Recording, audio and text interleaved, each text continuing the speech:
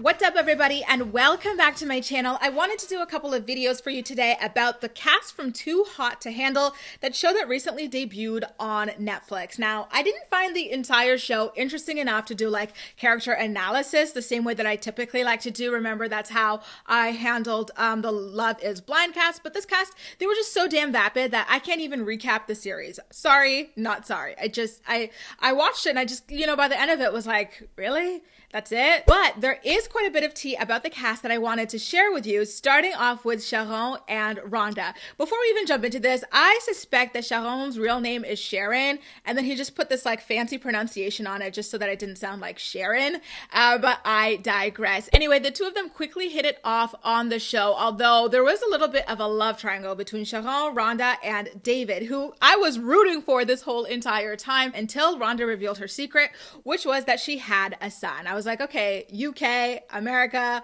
with a son in the mix, that's not going to work. So now I understand why she continued on her relationship with Sharron versus David. Logically anyway. But like now that I'm hearing this tea that she spelt in an interview with Entertainment Tonight, I'm really concerned about like what's going on in her head when it comes to her relationship with Sharron. Remember, on the show, a reason why she gave David a chance was because Sharron, was still caught up in the fact that his ex-girlfriend cheated on him with his best friend. So he never opened up to her or anything like that. In front of the whole entire group, he said that he was not going to leave the show with love, like a real connection or anything like that, when they accused him and Rhonda of breaking the rules and costing them money. He just never seemed serious until towards the very end. And then they seemed like a very legitimate couple. And I thought that they were genuinely going to make it and everything like that. But I'm just finding out from this interview with Entertainment Tonight that although, according to Rhonda and according to Sharron, they still are a couple, they had never seen each other, not even once, since they wrapped up filming for the show. And mind you, they wrapped up filming for this show just over a year ago. And now here they are blaming the fact that they hadn't seen each other on the coronavirus. We've only been in lockdown for like 2 months, if even that right now. We're like 6 weeks out.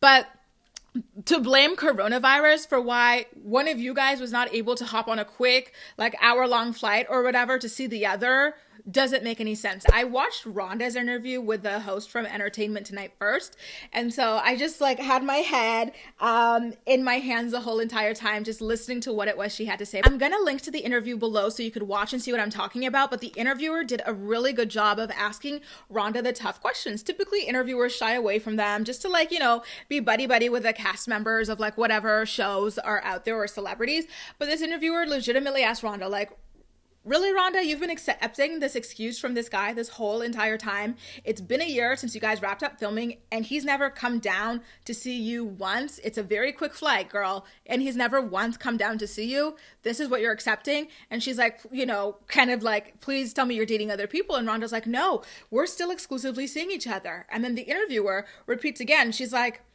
but he's never made the effort to come down and see you and your son. Like, we saw on the show that Rhonda allowed Sharron to FaceTime with her son. And now here he is not making any effort to see either of them. And so it's just disappointing to see Rhonda as a mother, have such little like bottom of the barrel, like on the ground level expectations for someone that she's dating. And, she's really just wasting her time at this point with someone who has proven time and time again, both through his words and his actions, that he's not serious about like a relationship with her or anyone. Like he's just not ready to do it. Rhonda is such a beautiful woman. In my opinion, she was the most beautiful woman in the house. By the end of the conversation, the interviewer begs Rhonda to keep her options open, and Rhonda doesn't really seem that open to the idea. She's still hanging on to the idea of a relationship with Sharron working out, despite the fact that they had a whole year to like put one, tiny pinky toe of effort in, and they have not done that whatsoever.